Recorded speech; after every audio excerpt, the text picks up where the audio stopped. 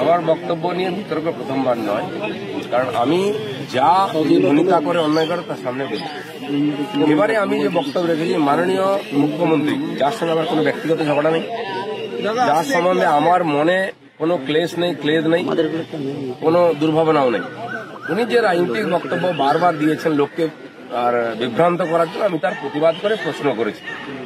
প্রশ্ন হচ্ছে, আমার ভাষা শব্দ প্রয়োগ নিয়ে বহু লোকের আপত্তি আছে, পার্টিও বলেছে, অন্যরাও বলেছে যে অসংসদীয়। যদি তাই হয় আমি তার জন্য দুঃখিত, কিন্তু আমি সঙ্গে সঙ্গে প্রশ্ন করব, তারই পার্টির এক নেতা, তারই পরিবারের এক নেতা, সে কাঁথিতে দাঁড়িয়ে গিয়ে আমার বিধায়ক দলের নেতার নামে, তার বাবার নামে এর চেয়েও খারাপ খারাপ শব্দ বেরোলো, গালাগালি দেবে।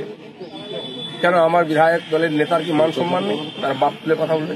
তার বাবা বাংলার একজন বরিষ্ঠ রাজনীতিবিদ, এখনো জীবিত আছেন, তার মান সম্মান নেই? যাদের সুবিধারা নিয়েছেন তাকে নিয়ে যা যা যা বলবে, তখন তো ওই টিএমসি কেউ প্রতিবাদ করবে। কেন তাকে করা হয় না, পার্টি থেকে স্টেটমেন্ট দেওয়া হয় না কেন? সেই জন্য রাজনৈতিক বক্তব্য আমি রেখেছি। আর দ্বিতীয় কথা হচ্ছে, এই ধরনের যারা শুরু করেছে, রোজ বাপান্ত করা হচ্ছে, কেন বেনু অধিকারী পুরুষ বলে তার সম্মান নেই, তার বাবার সম্মান নেই, কেবল মহিলা বলে একজন তার সম্মানের প্রশ্ন উঠবে, যা ইচ্ছা বলতে পারে, কথায় কথায় মহিলা কার্ড বার করা হবে। আমি তারই প্রতিবাদ করেছিলাম, এই নিয়ে আর কিছু বলার।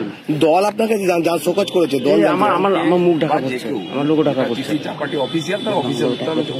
দাদা, কৃষ্ণনগরে তৃণমূল প্রার্থী করেছে মহুয়া মিত্রকে, মহুয়া মিত্রকে তৃণমূল স্টার ক্যাম্পেনার হিসেবে রাখেনি।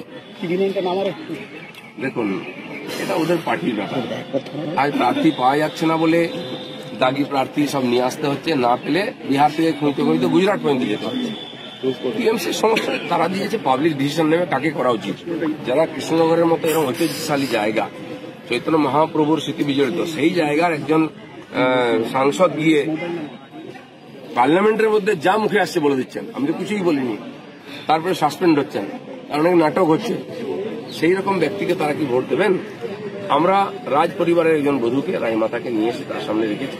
ওখানকার মানুষের দায়িত্ব, তারা কৃষ্টি সংস্কৃতি বাঁচিয়ে রেখে ভোট দেবেন, নাকি এই ধরনের যে আজকাল রাজনীতি চলছে তার সঙ্গে। লোকসভা টিকিট না পেয়ে বিজেপি নেতার উদ্যোগে ক্ষুব্ধ, কি বলবেন?